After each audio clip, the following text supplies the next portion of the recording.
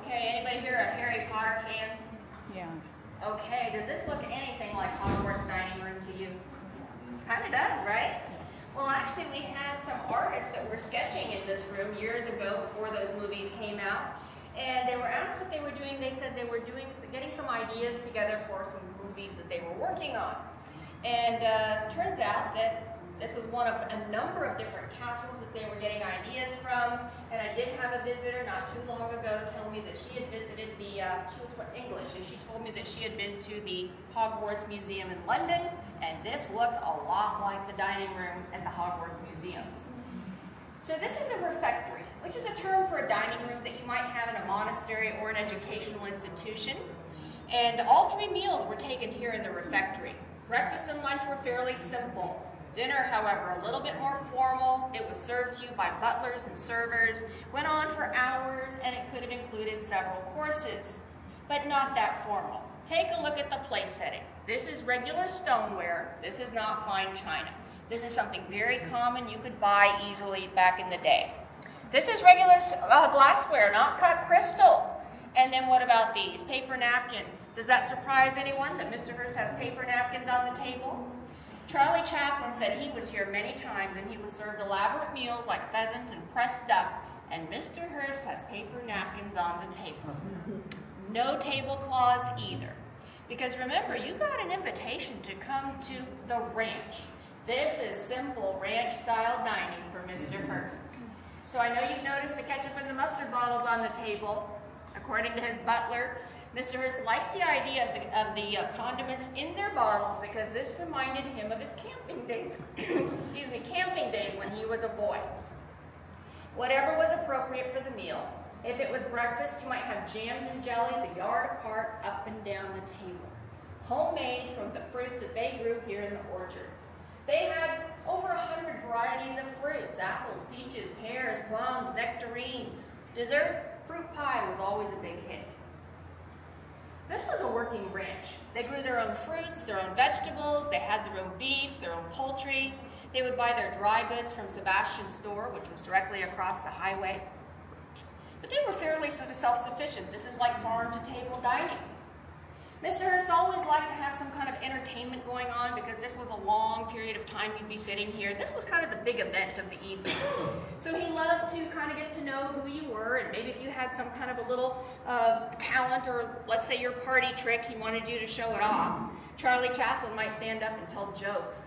Marion, his girlfriend, would sit right opposite him. He sat here, she sat there. She was good at doing impersonations because she starred in 29 silent films before she made the transition to the talkies, so she was very animated and comedic. Irene Castle, she was the Hollywood dance instructor to the stars. She might stand up here and do some dance moves to entertain you. And Mr. Hearst, what would he do? He loved to go horseback riding in the hills, so he might stand up here and teach his guests how to yodel. So folks, one other thing you can do is talk about Mr. Hearst's art. So I'm going to ask you, there are so many things, objects of art in here. I'm going to ask you if there's something you're interested in. Anybody interested in something? Let me know. Go on. What's in the case? What's in the case? Okay, this is a mace, which is a symbol of authority that's used by a lot of different countries, civil authority. So there's a scepter. A scepter is for royal authority, and a mace is for civil authority. Starts out from old days when this was like a big club.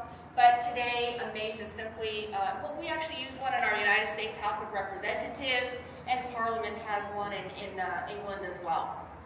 Right up here in the tapestry is King Nebuchadnezzar. He has a scepter. And then over here is a man in civil government, and he has a mace. This is a collector's item, sterling silver. It weighed about 10 pounds, and it came from Dublin, Ireland. Any other questions about anything? Yes? They're silver, they're not all sterling, so we have silver from Spain, Belgium, England. This one is pretty high silver content.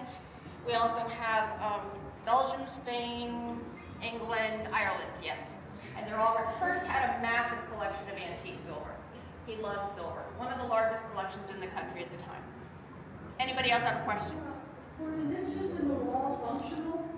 These little chairs that you see, Yes. These are choir stalls. The ones in the other room were Italian, 15th and 16th century. These are all Spanish, much taller, and these are 15th century. People didn't sit in them. These were for priests in the old days. They would lean up against those little seats. They're like perches, like mercy seats. Fold the seat down and they could sit. But for Hearst, it's just decoration. Yeah. Anything else you'd like to ask about? The tapestry up there? Yeah. So that is also Belgian, and it just displays a military scene. And that one is pretty nice. It looks pretty nice because it's been cleaned. It's undergone some conservation, so it's pretty spectacular looking today. Yes? The flags. These are polio horse race banners from the polio horse races that take place in Italy every year. They represent 17 different districts, and Julia Morgan suggested them for color. These particular ones are copies of the originals. I have time for one more question. Anybody? Yes?